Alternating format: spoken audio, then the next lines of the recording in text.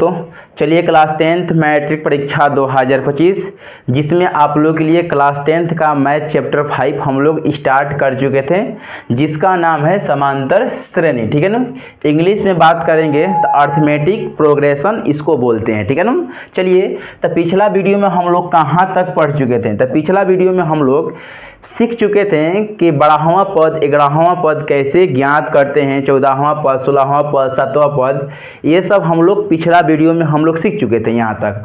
और पहला वीडियो में भी हम लोग सीख चुके थे कि ए के मान कैसे निकालते हैं, A2 के मान, A3 के मान, A4 के मान, AP को कैसे पहचानते हैं। ठीक है ना, ये सब हम लोग बेसिक क्लास में ही कंप्लीट करते आ रहे हैं और ये भी बेसिक ही क्लास होगा। ठीक है ना, तब तक आप लोग बेसिक क्लास होगा, तब तक पूरा इस चैप्टर का समाप्त बेसिक क्लास नहीं हो जाएगा, तब तक हम लोग बेसिक ही क्लास लेकर चलेंगे। ठीक है ना, और ये मान लीजिए कि सब पूरा बेसिक ही चल रहा है। ठीक है ना, आपको अभी चैप्टर चालू नहीं हुआ है। ठीक है ना, और यहाँ से एक और बात बता देता हूँ आपको, यहाँ से ऑब्जेक्टिव क्वेश्चन है ना, यहाँ से ऑब्जेक्टिव क्वेश्चन और सब्जेक्टिव क्वेश्चन, ऑब्जेक्टिव क्वेश्चन और सब्जेक्टिव क्वेश्चन दोनों यहाँ से बोर्ड एग्जाम में पूछा जाता है।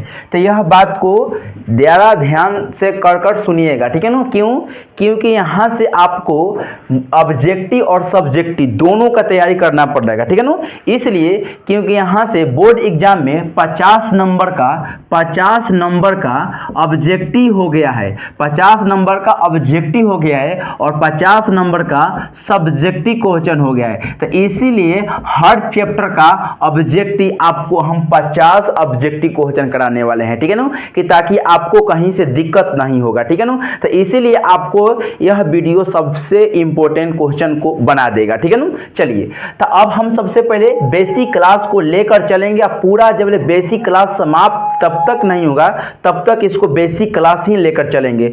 बेसिक क्लास कम से कम आपको ये 7 से 8 ही वीडियो होगा, कम से कम 7-8 वीडियो में आपको कम से कम बेसिक क्लास खत्म होगा। ठीक है ना, और तब उसके बाद आपको हम चैप्टर चालू करेंगे प्रश्नवाली। ठीक है ना, उसके बाद आपको प्रश्नवाली, तब आपको लाइन बाय लाइन क्वेश्चन, एक एक क्वेश्चन के बारे में बताएंगे और एक एक क्वेश्चन के बारे में डिस्कस करके बताएंगे कि कैसे होता है और कैसे क्यों हुआ। ठीक है ना, तब आपको पूरा बेहतरीन ढंग से आपको अर्थमेटिक प्रोग्रेशन यानी समांतर श्रेणी पूरी अच्छी तरीका से आपको समझ में आ जाएगा। ठीक है ना, तो चलिए अब हम लोग स्टार्ट करेंगे। आज हम लोग देखिए क्या सीखेंगे। कल हम लोग कहाँ तक पढ़ चुके थे, तो कल हम लोग पढ़ चुके हैं कि 12वां पद 13वां पद कैसे निकालते हैं। ठीक है ना, आज हम लोग सीखेंगे कि अगर ए के मान और डी के मान दिया रहेगा तो एपी हम कैसे बनाएंगे। ठीक है ना, जैसे मैं आप लोगों के लिए क्वेश्चन देता हूं, जैसे मान लीजिए यहाँ ए के मान दे दिया, जैसे मान लीजिए क्वेश्चन ले लिए, ए बराबर मान लो कि 2 दे दिया और डी बराबर मान लो कि 4 दे दिया। ठीक है ना, तब बोलेगा एपी बनाइए। क्या बोलेगा? एपी बनाइए,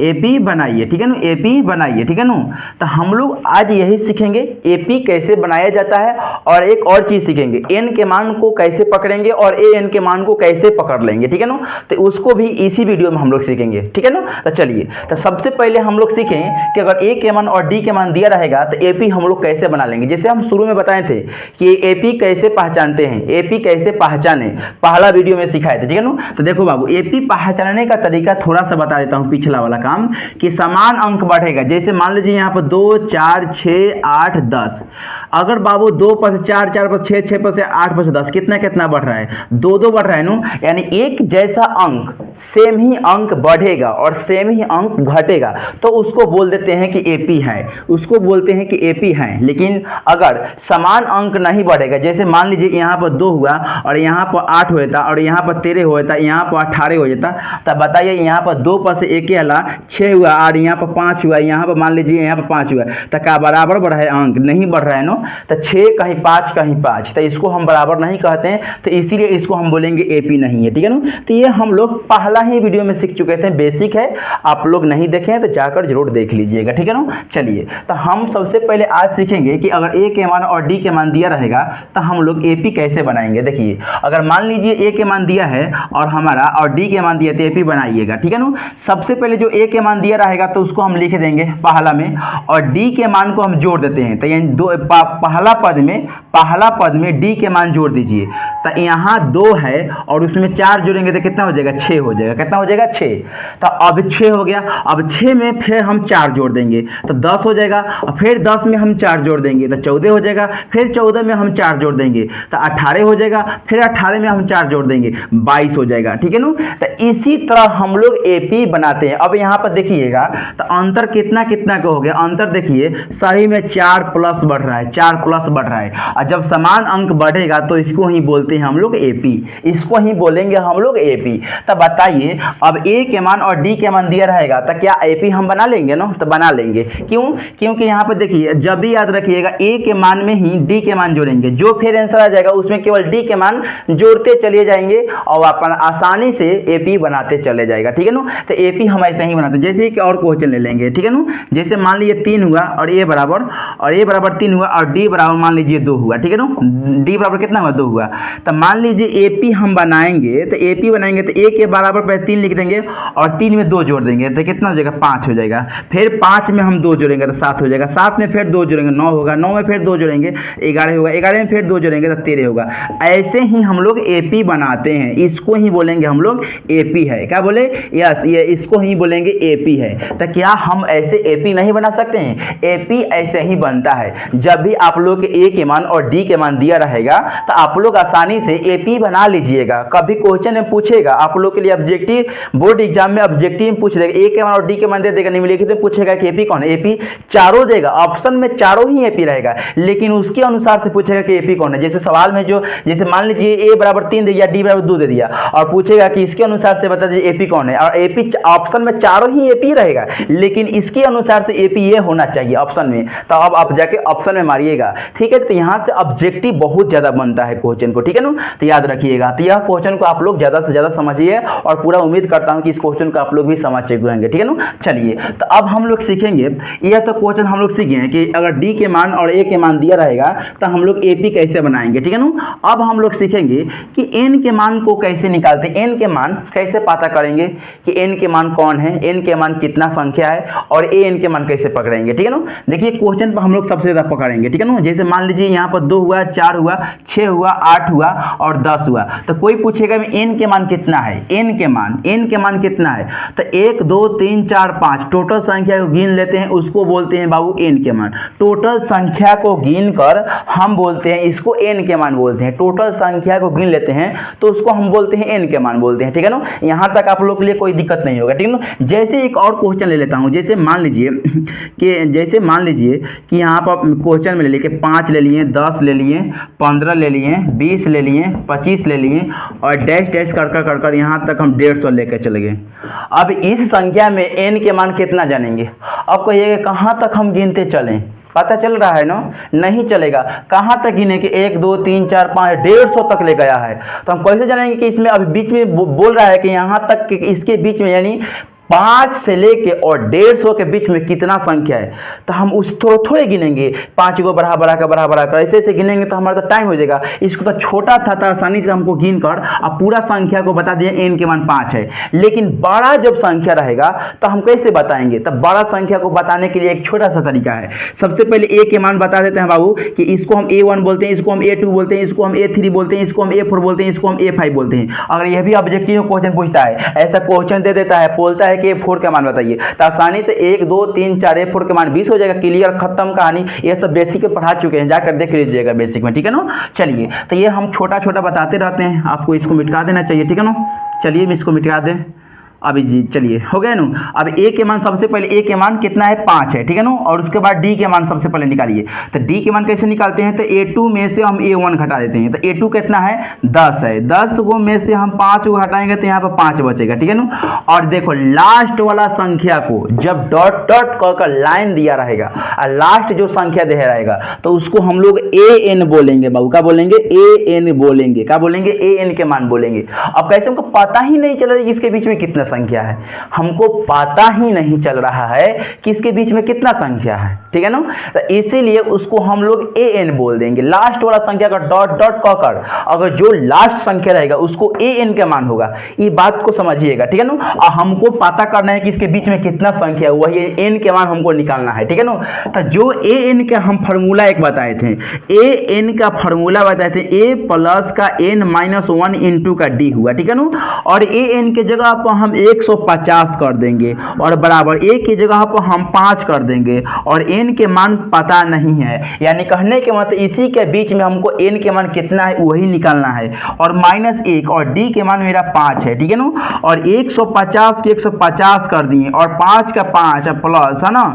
और एन के मान हमको पता नहीं है और डी के मान 5 है, ठीक है ना। अब यहाँ पर देखिए क्वेश्चन को सॉल्यूशन कैसे कीजिएगा। 100 150 है और इसको प्लस में तो बुला लीजिए, माइनस में 5 हो जाएगा और गुना में है 5 तो यहाँ आ जाएगा भाग में, अब बराबर में n माइनस 1 बचेगा। 150 में से 5 घटाएंगे तो 145/5 हो जाएगा, बराबर में n माइनस 1 होगा, ठीक है ना। जैसे 145 के पढ़ाई में 5 से भाग लगाइएगा, जैसे मान लीजिए कि 5 से 145 में भाग लगाएंगे तो कटेगा का 5 दूना के 10 हो जाएगा, कट के 4 पाना 45, 29 बार में कटेगा। कितना बार में कटेगा? 29 बार में कटेगा। तो यहाँ 29 बराबर n माइनस 1 होगा। 29 माइनस में है तो प्लस में 1 हो जाएगा और n बराबर जोड़ेंगे तो 30 हो जाएगा, 30 बराबर n, यानी n के मान मेरा कितना आ जाएगा? 30 आ जाएगा। यानी कहने के मतलब 5 से लेके और 150 तक लीजिएगा नू, तो इसमें कितना पद है? 30 गो अंक है। इसके बीच में कितना अंक है? तो 30 अंक है। यानी कहने के मतलब कि n के मान मेरा निकल गया 30, यानी इसके बीच में 5 से लेकर और 150 तक हम जाएंगे। 5, 10, 15, 20, 25, 30, 35, 40, 50, 55, 60 करते जाएंगे 150 तक ले, तो उसमें 30 गो संख्या हमको लिखना पड़ेगा, तब जाके हम वो 150 तक हम चौंपेंगे। ऐसे भी 30 पाँचे 150 होता है। तो आप लोग समझ चुके होंगे कि n के मान यानी 30 होगा इसमें, तो वही हम संख्या निकाले हैं n के मान 30, ठीक है ना। तो इसी तरह से हम लोग ए एन के मान पकड़ कर और n के मान निकाल लेते हैं। कोई डाउट? जैसे एक और संख्या लेते हैं, जैसे मान लीजिए कि हम इसको मिटा दें, ठीक है ना। और संख्या और एक क्वेश्चन लेते हैं कि ताकि आपको कहीं प्रॉब्लम ना हो एक और क्वेश्चन पे, ठीक है ना।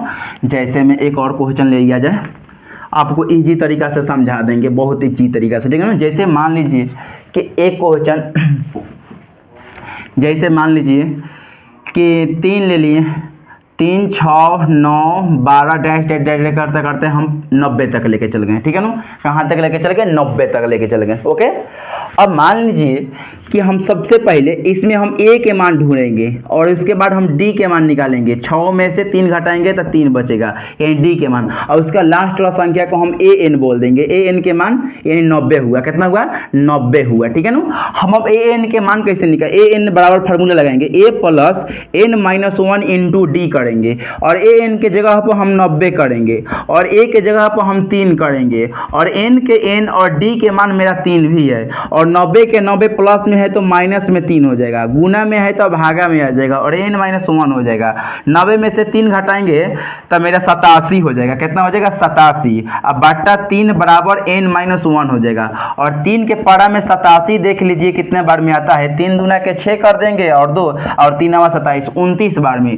3 के पारा में 27, 29 बार में आ जाएगा और 29 में अब बराबर n माइनस 1 करेंगे और 29 के माइनस 1 है यहाँ लाएंगे तो प्लस में n हो जाएगा और 29 को कितना हो जाएगा? 30 बराबर n हो जाएगा, यानी n के मान 30 आ गया। यानी कहने के मतलब कि 3, 6, 9, 12, 15, 18 ऐसे करते करते जाइएगा तो 30 को संख्या आपको लिखना पड़ेगा। 30वां संख्या 90 है, यानी 30वां पद 90 है, यानी इसी तरह हम लोग n के मान निकाल लेंगे। तो क्या आप लोग ऐसे अगर कभी क्वेश्चन में दिया रहेगा कि n के मान निकालिए तो क्या आप लोग निकाल सकते हैं? इजी तरीका से हम लोग निकाल सकते हैं, कहीं प्रॉब्लम नहीं हो रहा, ठीक है ना। तो हम लोग इस वीडियो में क्या सीखें? हम लोग इस वीडियो में सीख चुके हैं कि मान लीजिए पहला वीडियो जैसे कि मान लीजिए कि शुरू में हम लोग सीखें कि जैसे कि a के मान दिया रहेगा और d के मान दिया रहेगा तो AP कैसे बनाते हैं और n के मान कैसे निकालेंगे और an के मान को कैसे पकड़ेंगे, क्या हम लोग इस वीडियो में पूरी अच्छी तरह से सीख चुके हैं।